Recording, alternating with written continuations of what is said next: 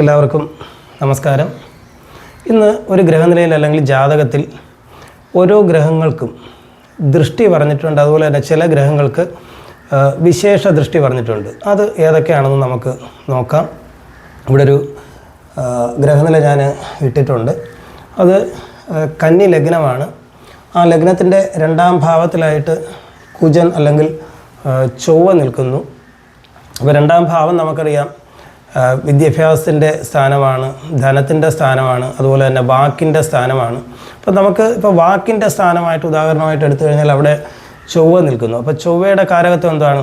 ഭയങ്കരമായിട്ടുള്ള മുൻകോപം, അതുപോലെ തന്നെ ധൈര്യം, സാഹസിക പ്രവൃത്തികൾ, അപകടങ്ങൾ. അപ്പോൾ ഇതൊക്കെയാണ് ചൊവ്വയെ കൊണ്ട് നമ്മൾ ചിന്തിക്കുന്നത്. അപ്പം വാക്കിൻ്റെ സ്ഥാനത്ത് ചൊവ്വ വന്നതുകൊണ്ട് ആ വ്യക്തിക്ക് ഭയങ്കരമായ മുൻകോപം കാണപ്പെടാം. ആരുടെ മുഖത്ത് നോക്കി എന്തും വിളിച്ചു പറയാനുള്ള ഒരു ധൈര്യം കാണും.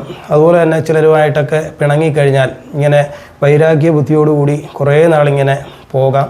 അപ്പോൾ ഇങ്ങനെയൊക്കെയുള്ളൊരു സ്വഭാവം ഈ വ്യക്തിയിൽ കാണപ്പെടാം.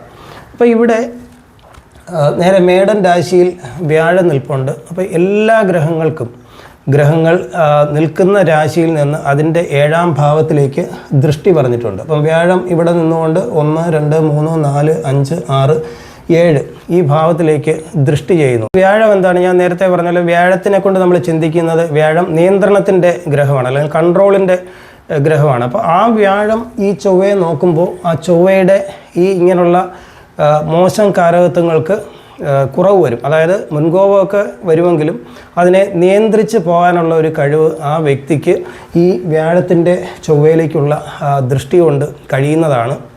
അതുപോലെ തന്നെ നേരെ തിരിച്ചും ചൊവ്വ നേരെ 7ാം ഭാവത്തിലേക്ക് വ്യാഴത്തെയും ദൃഷ്ടി ചെയ്യുന്നുണ്ട്. അപ്പോൾ വ്യാഴത്തിൻ്റെ ചില നല്ല ഗുണങ്ങൾ ഈ ചൊവ്വ നശിപ്പിക്കുകയും ചെയ്യും. അങ്ങനെയുണ്ട് പരസ്പരം ദൃഷ്ടി വരുന്നുണ്ട്. ശുഭഗ്രഹം ദോഷഗ്രഹത്തെ ദൃഷ്ടി ചെയ്യുമ്പോൾ ആ ദോഷം കുറച്ചനുഭവിക്കേണ്ടി വന്നാൽ മതി. അതുപോലെ തന്നെ ശുഭഗ്രഹത്തെ ദോഷഗ്രഹം ദൃഷ്ടി ചെയ്യുമ്പോൾ ആ ശുഭഫലം കുറഞ്ഞും വരും. അതുകൊണ്ട് എല്ലാ ഗ്രഹങ്ങൾക്കും നിൽക്കുന്ന രാശിയിൽ നിന്ന് 7ാം ഭാവത്തിലേക്ക് ദൃഷ്ടി പറഞ്ഞിരിക്കുന്നുണ്ട്.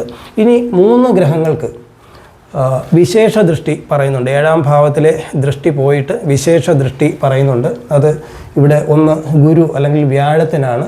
നിൽക്കുന്ന രാശിയിൽ നിന്ന് 5, 7, 9 ഭാവത്തിലേക്ക് വിശേഷ ദൃഷ്ടി പറയുന്നുണ്ട്. അതുപോലെ തന്നെ അടുത്തത് ശനിയാണ്. നിൽക്കുന്ന രാശിയിൽ നിന്ന് 3, 7, 10 രാശികളിലേക്ക് വിശേഷ ദൃഷ്ടി പറയുന്നുണ്ട്. അടുത്ത ഗ്രഹം എന്ന് പറയുന്നത് ചൊവ്വയാണ്. ചൊവ്വയ്ക്ക് 4, 7, 8 എന്നീ ഭാവങ്ങളിലേക്ക് ദൃഷ്ടിയുണ്ട്. 7ാം ഭാവത്തിന് പുറമെയാണ് വിശേഷ ദൃഷ്ടിയാണ് 4ലേക്കും 8ലേക്കും കൂടിയുണ്ട്. അപ്പോൾ ഇങ്ങനെ ഓരോ ഗ്രഹങ്ങൾക്കും ദൃഷ്ടിയും വിശേഷ ദൃഷ്ടിയും പറഞ്ഞിരിക്കുന്നു. അപ്പോൾ ഈ ദൃഷ്ടി ജാതകത്തിൽ അല്ലെങ്കിൽ ഗ്രഹനിലയിൽ വളരെ പ്രധാനമാണ്. ഈ ദൃഷ്ടിയുടെ ഫലവും കൂടി നോക്കി മാത്രമേ നമുക്ക് ഫലം പ്രവചിക്കാൻ കഴിയൂ എന്ന് മാത്രം പറഞ്ഞുകൊണ്ട് അടുത്ത് മറ്റൊരു വീഡിയോ ആയിട്ട് കണ്ടുമുട്ടാം.